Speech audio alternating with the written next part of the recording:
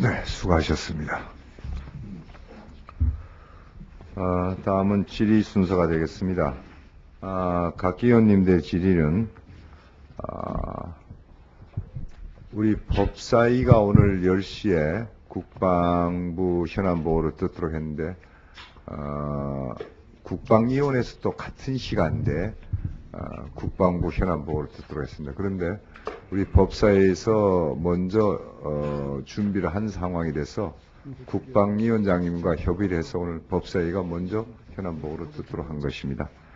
그래서 이 현안도 보고하고 질의가 끝나면 아마 국방장관께서는 국방위원회를 가시고 국방부 관련 법안에 대해서는 아마 차관께서 제안 설명을 하도록 하는데 그 점은 양해를 좀 해주시겠죠? 예. 그래서 그 시간을 조정해서 일단 의원님들의 질의는 5분의 범위 내에서 하도록 하겠습니다. 질의는 나중에 추후 일괄 질의나 일괄 답변해서는 조정할 수 없으므로 일문일답 형식으로 진행하겠습니다. 그래서 장관께서도 답변 내용도 요약해서 간략하게 해주시면 합니다. 자, 제일 먼저 질의하실 의원은 최재천 의원이십니다. 예. 열린우리당 서울 성동갑 최재천입니다.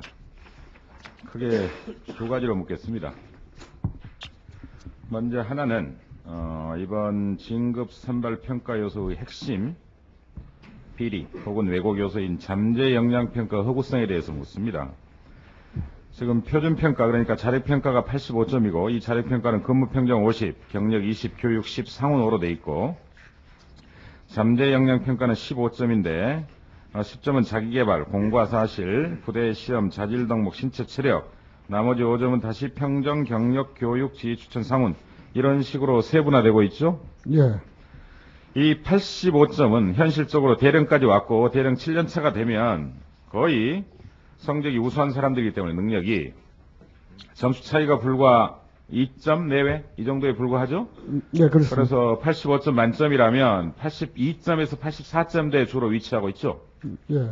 그런데 잠재 역량 평가는 15점인데 어떻게 해서 이렇게 진급한 사람은 모두가 15점을 맞고 나머지 사람들은 전부 다 죄송합니다.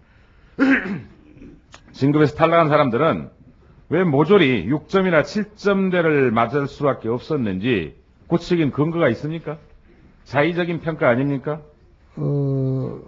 예, 다소 자의적인 평가 쪽으로 편향됐다고 볼 수 있습니다. 그렇습니까? 제가 제보를 받았습니다. 잠재 역량 평가 결과 병위원회 걸 받았는데 84.08을 맞은 사람은 꼴등 D를 맞아가지고 6점밖에 못 맞아서 평점이 90.08로 탈락하고 82.95 그러니까 이 테이블에 한 30명이 있는데 35명 정도군요. 35명 중에서 거의 꼴등입니다. 82.95. 이 사람은 15점 만점을 받아가지고 97.95로 돼버립니다. 00161번은 5대 1을 맞아가지고 15점을 맞아서 자력평가 82.95점 플러스 15점을 하니까 97.95로 당선.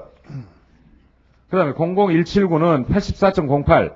이 페이지에서 거의 가장 좋은 자력평가를 가지고 있는데 85점 만점이니까 뜻밖에도 6점을 맞습니다. 그래서 9점 차이가 나가지고 뒤집어져 버립니다. 그러면 군생활 30년 동안 쌓은 자력이라는 게 도대체 무슨 의미가 있습니까? 그걸 왜 자력을 매깁니까? 무슨 의미가 있어요? 30년의 자력을 불과 가불병 심사위원회 하루 동안에 뒤집어 버린다면 이게 비리고 이게 왜곡이고 이게 보통 군인들의 사기를 저해하는 그런 행위인지 뭡니까? 왜 이렇게 점수가 나옵니까? 어떻게 체력이 전부 다 D를 맞을 수가 있습니까? 대령들이. 떨어진 대령들은 왜 체력이 전부 다 D예요? 매년 대령들 체력 심사하잖아요. 근데 왜 탈락한 사람들은 올 D를 맞습니까? 어떻게 된 겁니까 이거? 이 점은 과거부터 관례적으로 이러한 그 진급 제도가 계속되어 온 데 폐단이 있지 않나 싶어서 이번 기회에 이 점까지를 포함해서 개선해 나가도록 하겠습니다. 잘못된 건 시인하시죠? 뭐 하나만 더 말씀드리면 군의 진급이라는 것이 꼭 성적만 보는 것이 아니고 그 경험과 경륜이 있는 그 상급 지휘관들이 보는 또 그런 경향으로서 해왔기 때문에 그 점에 대해서 이번에 한번 저희들이 심층 분석해서 어느 제도로 가야 되는지를 연구하겠습니다. 근무 평정이 50점인데요. 100점 만점에 그게 성적만 보는 겁니까? 종합적으로 지휘 능력 다 볼 거 아닙니까? 예, 그렇습니다만은 그 진급이라는 것이 선발적인 게 있기 때문에 군의 속성상 그러한 점이 좀 강화된 것이 있어 왔습니다. 그래서 이번 기회에 한번 살펴보겠습니다. 예, 한 가지 묻겠습니다. 이제 저는 이번 인사의 가장 큰 문제점은 그러니까 선발을 하려고 돈을 받아먹은 게 아니라 떨어뜨리려고 자료를 왜곡한 데 있습니다. 성적이 좋은 사람들을 어떻게 떨어뜨려야 되니까 그 사람들의 자료를 왜곡하는 거죠. 비리 자료는 한껏 수집하고 그 다음에 15점 점수 줄 때 전부 다 6점을 줘가지고 경쟁자들을 탈락시켜버립니다. 그런데 자꾸 돈이 나오지 않는다고 따지고 있는데 돈을 나올 리가 없습니다. 이건 뇌물 사건이 아니에요. 근본적으로 진급 왜곡 사건입니다. 직권을 남용한 거죠. 심사위원의 권한, 참모총장의 권한, 이걸 일시적으로 위임받은 거예요. 저도 마찬가지입니다. 저도 지금 소리치고 있는 것 일시적으로 4년 동안 위임받은 거고 언제라도 떠날 준비가 돼 있어야 되는 겁니다. 그런데 어떻게 자기 집안 인사하듯이 이렇게 합니까? 보십시오. 전두환 정권 때는 1사단 1공수인맥, 119맥이 있었습니다. 노태우 정권 때는 9사단 9공수 출신 99인맥이 있었어요. 자, 지금 남재준 총장 보십시오. 수방사령관팀 인사처장. 조금만 내주십시오. 수방사령관팀 인사처장. 6번 인참부장 때의 대령 담당관. 수방사 참모장 시절의 보위과장. 6번 인참부장 시절의 인사운영과장. 연합사 부사령관 시절의 보좌관. 합참 작전본부장 시절의 지휘통제실장. 총장 시절의 비서실 정책과장. 수병사령관 시절의 정보참모. 6번 인참부장 시절의 예산담당관 및 수방사령관의 관리참모. 수방사령관 시절의 정훈공보참모. 5일 진급했습니다. 그럼 이게 뭡니까? 자, 1일 군맥이 가고 99 군맥이 가고 이제 뭐 NN 군맥이라도 생겼다는 말입니까? 이거야말로 사조직입니다. 사조직이 기수열로 있어야만 사조직이 아니에요. 이 사조직에 못한 사람도 생각 한번 해보세요. 그 열등생도 생각해보세요. 열등생 대접받고 있는 거. 또 있습니다. 또 의심견 하나 있어요. 서창령이라는 사람이 서울대에서 정치학 석사 논문을 썼습니다. 하나이를 분석하고 지금까지 언론이 늘 이야기했던 만나이를 분석을 했습니다. 역사 30기 이후 나눔회를 분석했습니다. 신동아 98년 4월호도 보도하고 있고 서창령이라는 서울대 석사도 분석하고 있어요. 이 나눔회에 속해 있는 사람들 30기 이후 지금 35기까지 이번에 진급이 됐는데 이 중에 20기부터 36기까지 약 70%가 진급을 합니다. 자, 사조직이 있다는 증거입니다. 이 사조직에 대해서 조사할 용의가 있으십니까?